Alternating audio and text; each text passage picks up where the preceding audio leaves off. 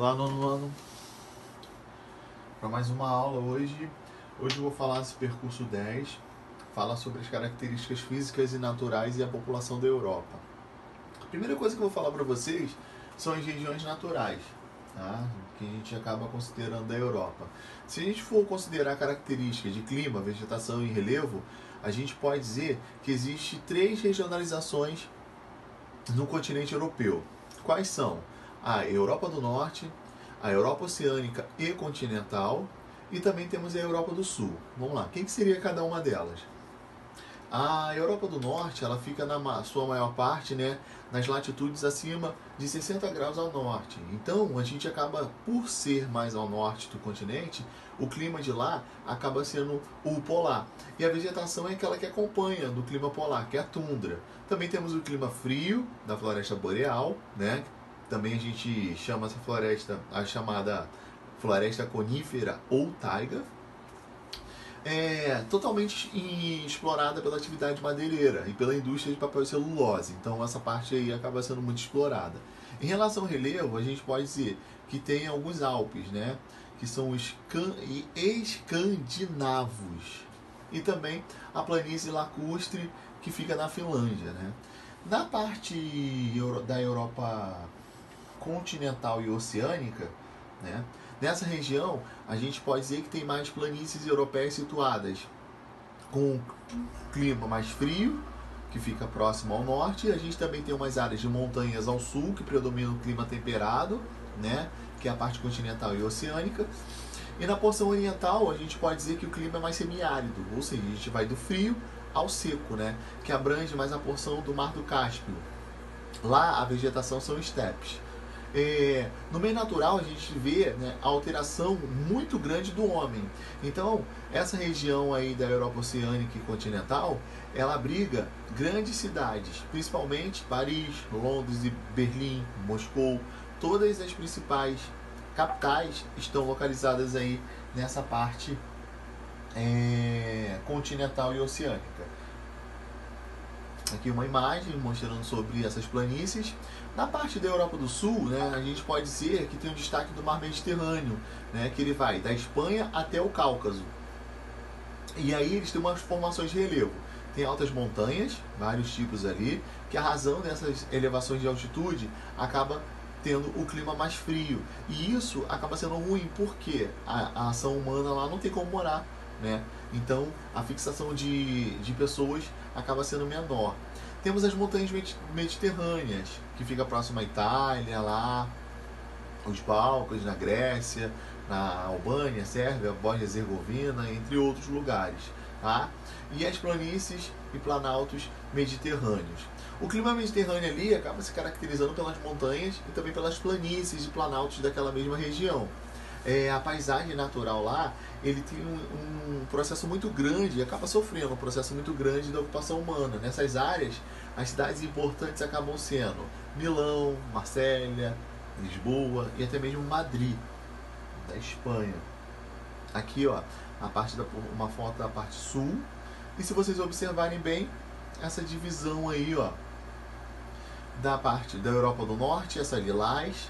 Se vocês verem o domínio, os outros domínios aqui que acabam tendo, a parte mais lilás e mais clara ainda continua sendo no norte.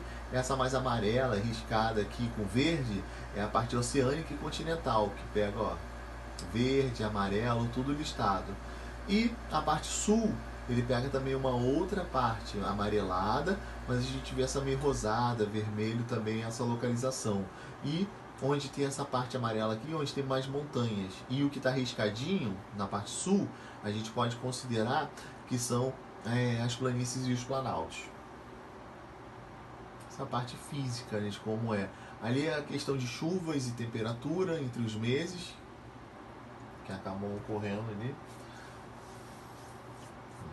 Vamos lá, outra coisa importante que eu quero que vocês entendam são os rios, que é o uso intenso de uma herança natural. Eu vou destacar para vocês 3 rios, né? Que um deles é o rio Volga, temos o Danúbio e também temos o Reno. Tá? A Europa, ela é bem rica e distribuída nessa rede hidrográfica. Então, historicamente, ela acabou contribuindo, né, para vias naturais, até mesmo em circulação, que é um fator muito essencial, né, para várias cidades e regiões de lá. Continua exercendo esse papel, né, por conta das navegações, e a produção de energia elétrica e a irrigação, principalmente na agricultura, na piscicultura e no turismo. Então, desde tempos atrás até os dias atuais, os rios eles têm uma grande importância. Como eu já falei para vocês, né, tem 3 rios aí importantes que acabam percorrendo a Europa, que é o Volga, o Danúbio e o Reno. Vamos lá, o rio Volga, vou falar rapidamente sobre eles. Né? É o mais extenso de toda o rio de toda a Europa. Ele pega numa parte do Planalto da Valdaí, na porção da Rússia, né? E ele tem 3.690 quilômetros que vai de uma ampla curva de Moscou e acaba desaguando no Mar Cáspio, né? As suas águas elas são muito congeladas no período principalmente do inverno, mas ele 50% dele é utilizado para o tráfego fluvial, principalmente dos russos.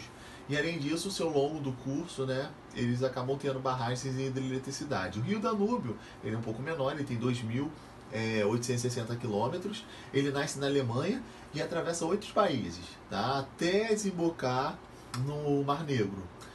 4 capitais acabam sendo banhadas por esse rio: a Viena, Bratislava, Belgrado e Budapeste. Tá? A bacia hidrográfica do Rio Danúbio ela tem muita importância ali na Europa, principalmente na parte centro-oriental, e permite as embarcações que cheguem lá no Mar Negro, né? E constitui uma plataforma comercial para atingir essas áreas mundiais aí. E por último, o Rio Reno, né?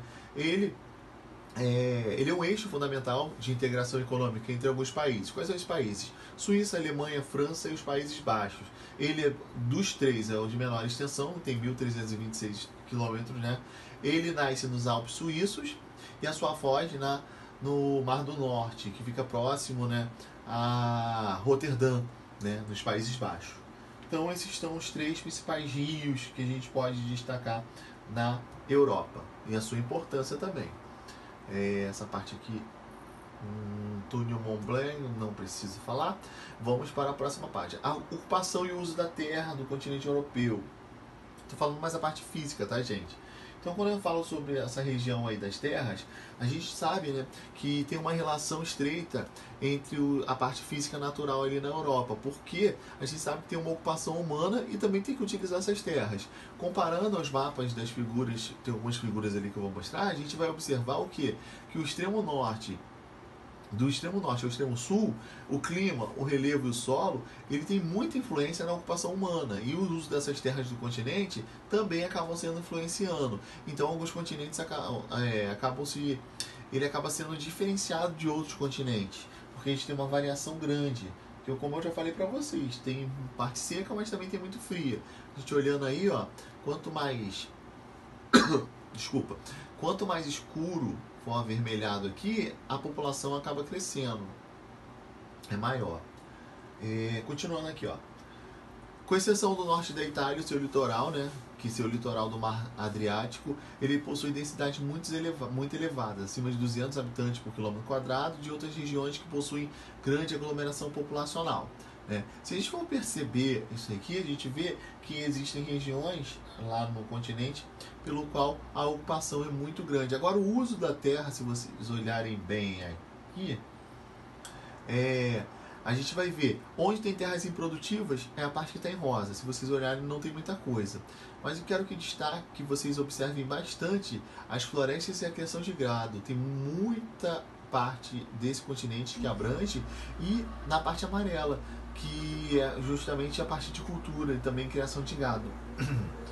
Né? Entre outras coisas aí tem outros aspectos que falam sobre a agricultura mediterrânea, né? A cultura de cereais também é muito utilizada lá. Já no extremo norte, né, por conta lá do Círculo Polar Ártico, abrange a península escandinávia e também o norte da Finlândia, da Rússia. E aí o clima polar lá, né, acaba tendo densidade demográfica baixa, ou seja, pouca gente morando. Para ter noção, são menos de 1 habitante por quilômetro quadrado. Essas terras acabam não sendo boas, não dá para produzir lá, né? Agora, a próxima latitude, 60 no norte, aí por causa do clima, as densidades também são baixas. E ali a região é a taiga, como eu falei para vocês, que tem a exploração de madeira por conta do meio lá dos pinheiros, né? As florestas coníferas. Acaba não só a madeira sendo explorada, a gente acaba vendo a extração de celulose aí para fazer papel.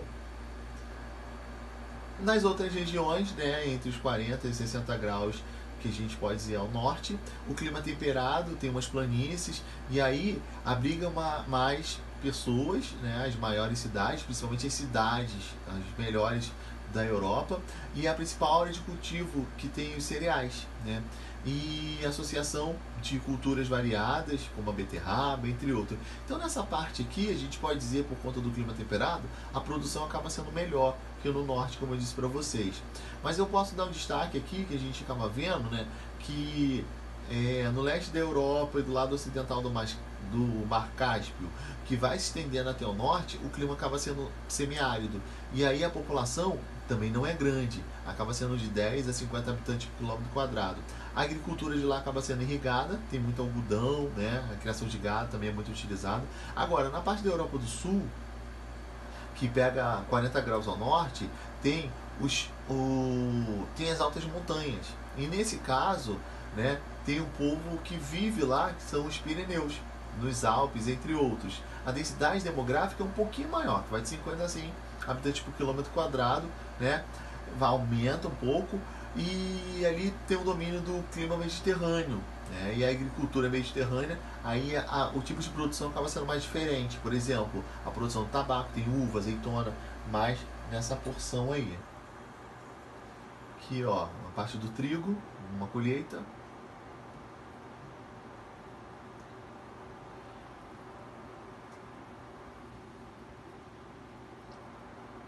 Vamos lá. Tá carregando. Faltava essa agora.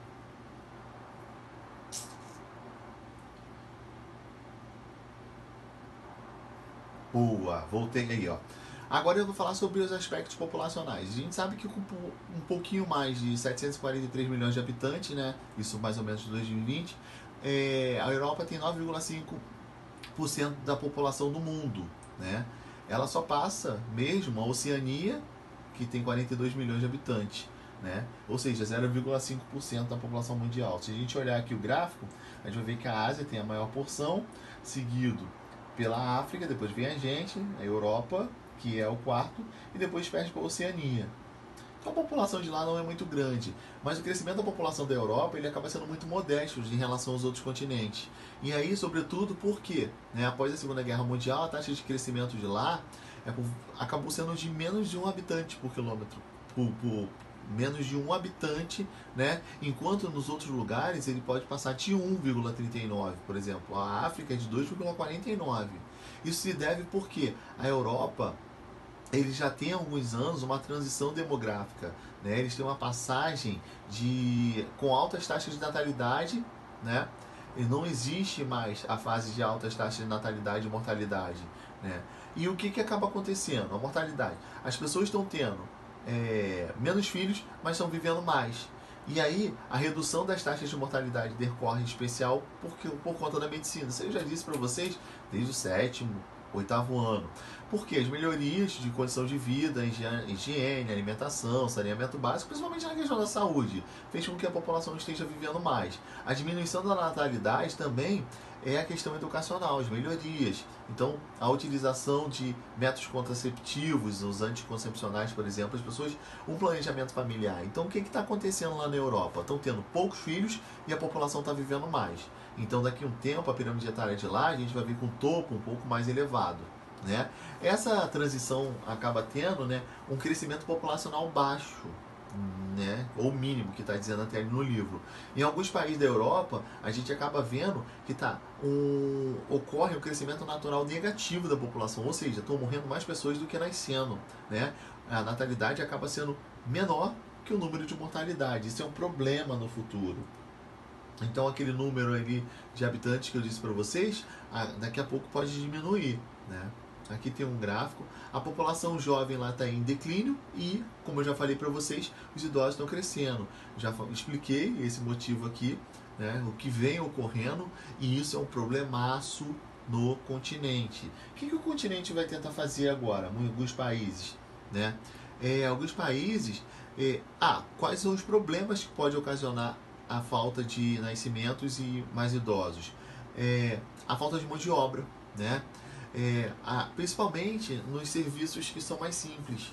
Isso vai acabar tendo uma escassez muito grande. Diante desse crescimento aí natural da população e o aumento numérico dos idosos, se não houvesse fluxo migratório na Europa, vai ter um colapso socioeconômico no continente. A população com idade ativa ou aqueles que estão aptos para trabalhar vai ser um número muito baixo, vai ser insuficiente. E aí, os estados não iam ter condição financeira para poder arcar a aposentadoria. Porque quanto mais idosos, maior vai ser a aposentadoria. O governo acaba gastando muito. E outra, acaba gastando com a questão de saúde também, né? Então, é um problema. Aí, desse modo, muitos países estão começando a fazer o quê, né? Eles adotam políticas para ter restrições, né? Tá vendo a necessidade de ter mais pessoas morando lá, vindo de outros países. Calcula-se que em 30 anos, aproximadamente um quarto da população de vários países europeus, né, vai ser bem menor. Alemanha, França, Reino Unido, Áustria, Itália, Espanha, o que são os piores. Está acontecendo com a população que está se aposentando mais lá. Tem que aposentar, né? Então o número vai ficar mais elevado. Aí o que acontece? Os países começam a ter incentivo à população a ter filhos, né? Eles começam a dar benefícios para quem tiver filhos. Por exemplo, na Alemanha, o governo estendeu o prazo da licença maternidade, que pode chegar até 3 anos após o nascimento da criança, né?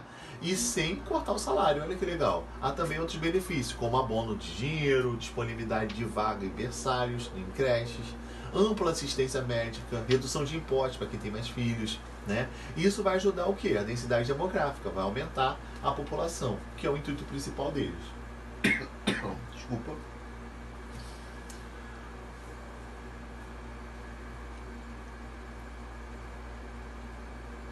E aí, galera, o que acontece? As migrações, né? Que é um outro caso aí, ó. Após a Segunda Guerra Mundial em 45, surgiu o período de recuperação econômica ali. E aí começou a surgir, consequentemente, os fluxos migratórios intracontinentais para esses estados, né, principalmente para os portugueses, espanhóis, gregos, turcos, curdos, que eles não absorviam a mão de obra disponível.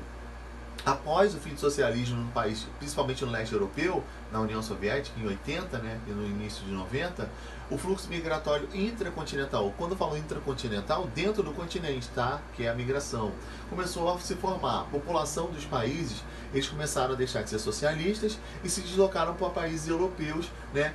Por quê? Nos países que estavam socialistas, a condição de vida não era muito boa, então eles acabavam indo para países, né, que tinham melhores condições de viver, né? Entre os albaneses que eram migrantes, por exemplo, muitos foram ilegalmente para a Itália e passou a adotar medidas severas com esse fluxo. Alguns países começaram a restringir, porque depois desse período muitas pessoas começaram a querer melhores condições de vida nos países vizinhos que eram capitalistas, né? Além das migrações intercontinentais, começaram a ter muitos imigrantes vindos da África, da Ásia e também da América Latina, né? Esses imigrantes tinham